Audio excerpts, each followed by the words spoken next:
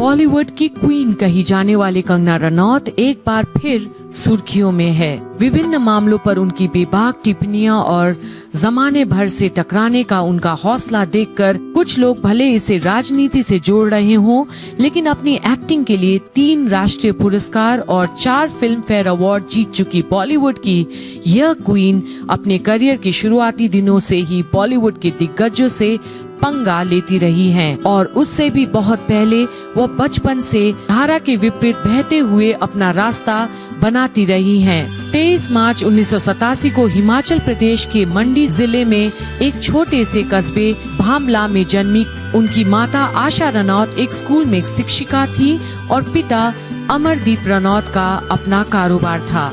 कंगना की एक बड़ी बहन रंगोली और छोटा भाई अक्षत है।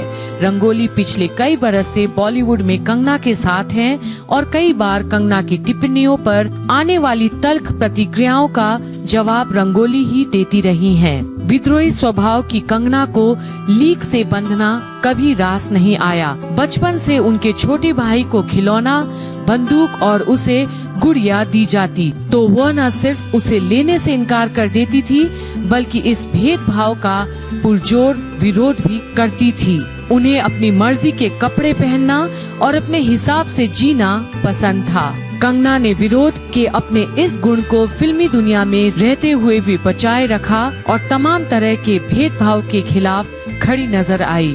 फिर चाहे वह पुरुष साथी कलाकारों से कम मेहनताना मिलने का सवाल उठाई, मीटू का विवाद हो या फिर फिल्म नगरी में भाई भतीजावाद का मुद्दा, कंगना ने हर बार बड़े पुरजोर तरीके से अपने बात रखी और उस पर डटी रही। कंगना का परिवार उन्हें डॉक्टर बनाना चाहता था और इसी ख्याल के साथ वह चंडीगढ़ के डीएवी स्कूल में विज्ञान विषय के साथ पढ़ाई कर रही थी, लेकिन अचानक एक दिन उन्हें लगा कि वह इसके लिए नहीं बनी है और मात्र 16 बरस की उम्र में वह दिल्ली चली आई। कंगना के पिता को उनका यह कदम कतई रास नहीं आया और उन्होंने अपनी बेटी से रिश्ता तोड़ दिया।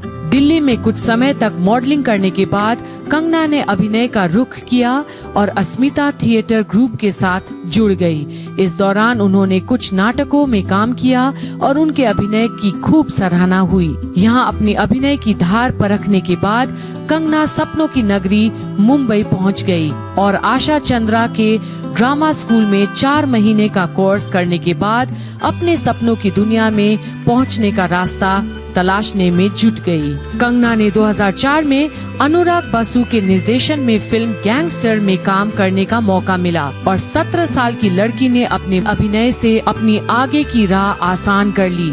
इसके बाद भी कंगना ने कई फिल्मों में काम किया और धीरे धीरे फिल्मी दुनिया का हिस्सा बन गई।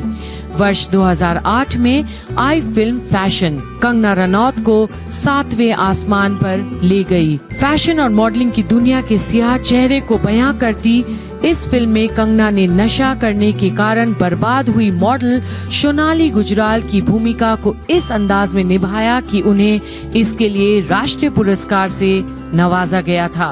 इस दौरान कंगना को सफलता तो मिल ही रही थी, लेकिन वह एक ही तरह की भूमिकाओं में बनती जा रही थी। उन्हें इस बंधन से निकाला 2011 में आई फिल्म तनु वेड्स मन्नू से। आर माधवन के साथ आई कंगना की इस फिल्म ने यह साबित कर दिया कि वह हर तरह की भूमिकाएं पूरे विश्वास के साथ निभा सकती हैं। 2014 में आई फिल्म क्वीन में कंगना ने एक ऐसी लड़की की भूमिका निभाई जिसका मंगेतर शादी से ठीक पहले उसे छोड़ देता है और वह हाथों में मेहंदी लगाए दुखी मन से अकेले ही अपने हनीमून पर निकल जाती है। इस फिल्म में कंगना के बेहतरीन अभिनय ने उन्हें राष्ट्रीय पुरस्कार ही नहीं दिलाया, बल्कि सही मायने में बॉलीवुड की क्वीन बना दिया। पर्दे पर हो या पर्दे के बाहर, कंगना का नाम अक्सर विवादों से जुड़ा रहा, लेकिन उनका व्यक्तित्व अपने दम पर दुनिया को जीतने का सपना देखने वाले लोगों के लिए एक मिसाल है। उनकी बातों और उनके कुछ फैसलों से लोगों को एतराज हो सकता है, लेकिन खुद कंगना का कहना है कि वह अपनी तरफ से चीजों को संभालने की जी तोड़ कोशिश करती हैं, लेकिन जब उनकी कोशिश नाकाफी करार दी जाती है तो वो अपने तरीके से प्रतिक्रिया देती हैं, जो बहुत लोगों को नागवार गुजरती है।